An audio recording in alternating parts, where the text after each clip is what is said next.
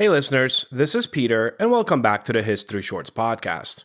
This humble show is brought to you by the Podcast Republic, your ultimate listening app. Discover and subscribe to thousands of podcasts from around the globe, yours truly included, and all in one place.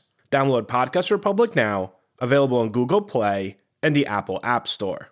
Today on History Shorts, a small Missouri town wanted nothing more than to keep its roads clean and its dust down.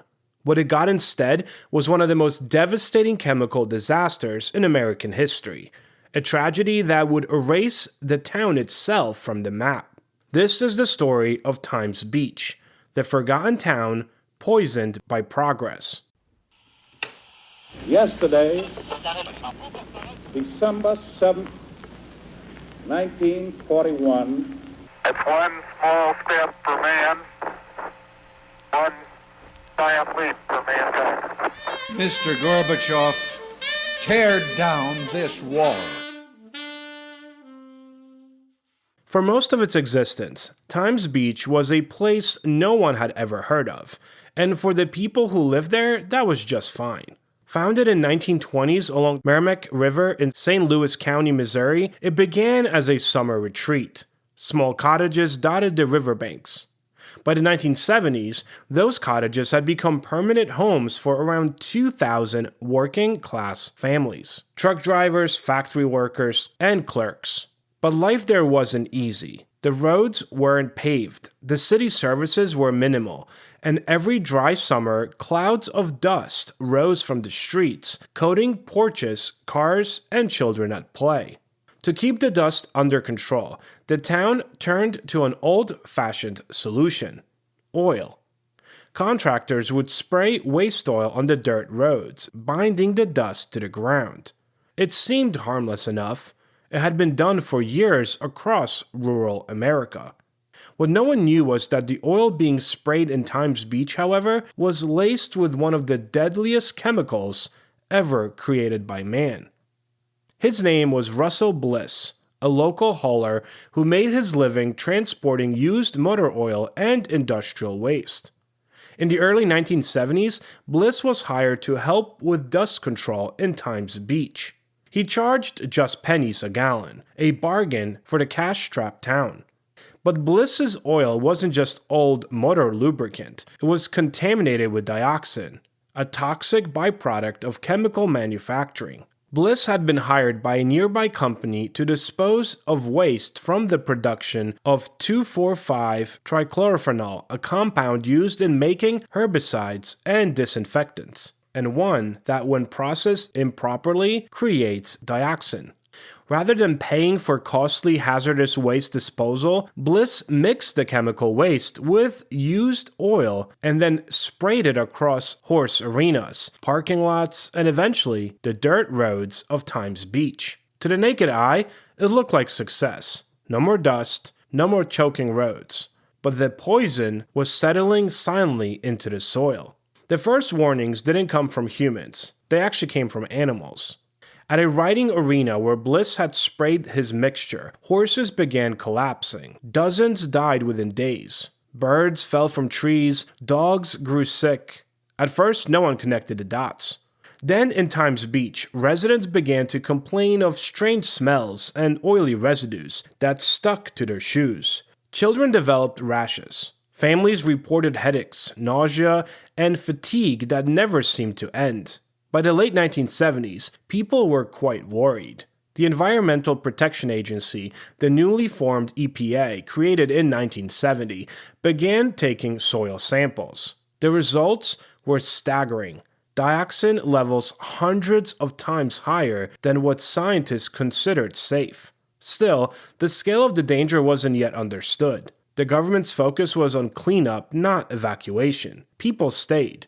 Kids went to school, and roads, believe it or not, were oiled again.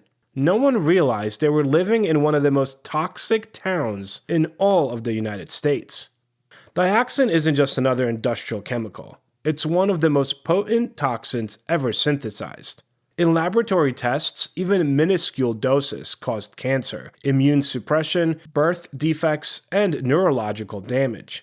It doesn't break down easily either. It binds to soil, resists sunlight, and lingers for decades. One of its most infamous uses was within Agent Orange, which was sprayed during the Vietnam War. Exposure to it caused devastating health effects among both Vietnamese civilians and American veterans. And now, that same substance was in the yards, gardens, and playgrounds of Times Beach. If the story of Times Beach were a movie, the turning point would come in December of 1982, when nature itself intervened. That winter, Meramec River flooded, rising over its banks and swallowing the entire town. When the waters receded, a layer of oily sludge coated everything: the streets, the walls, even the toys in children's yards. Samples of that sludge were sent for testing. The results were unequivocal: catastrophic levels of dioxin contamination. The EPA returned just before Christmas. On December 23rd, officials arrived to deliver the news. No gifts, but evacuation orders. Times Beach would have to be abandoned. Every house, every business, every person just gone. The decision stunned the residents. Some refused to believe it. Others broke down in tears as government agents explained to them that their homes would be purchased and then promptly demolished. In the months that followed, federal and state agencies coordinated the relocation of nearly 2,000 people. Families were offered buyouts based on their home values, though most said that the compensation barely covered their losses. The town's church closed. The school shut its doors. Neighbors who had lived side by side for decades scattered across Missouri, leaving behind everything but memories. By 1985, Times Beach was a ghost town. Fences around its perimeter, signs warning of contamination, homes collapsing into ruin. The government demolished what remained. Bulldozers turned the streets into rubble. Then came the final step, removing and then destroying the poisoned soil. The scale of the cleanup was almost unimaginable. More than 260,000 tons of dioxin-contaminated soil were excavated, trucked to a special incinerator built on site, and then burned at temperatures above 1800 degrees Fahrenheit, hot enough to break down dioxin's molecular structure. The incinerator ran for years under constant supervision until scientists declared the site safe. Even then, skepticism remained. Residents wondered whether the air was truly clean, whether the river had carried toxins downstream, and whether the illness that lingered among former residents were the long shadows of exposure. In 1997, after more than a decade of testing and monitoring, the EPA declared the cleanup complete. Times Beach, however, no longer existed. In its place stood Route 66 State Park, a quiet patch of green along the Meramec River, where picnickers now gather on weekends, often unaware that beneath their feet lies the site of one of America's greatest environmental tragedies. Times Beach was a small town, but its impact reached far beyond Missouri. The disaster became a wake-up call for an entire nation coming to terms with the price of industrial progress. It highlighted just how vulnerable ordinary communities were to the unseen consequences of chemical production.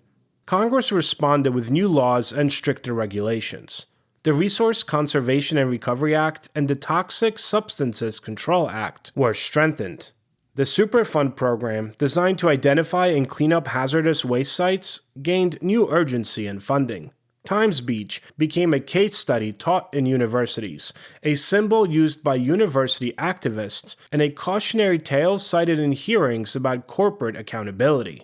It wasn't just about one man's mistake with a truckload of oil. It was about how easily government oversight can fail, how slow the response can be, and how high the human cost of ignorance can climb.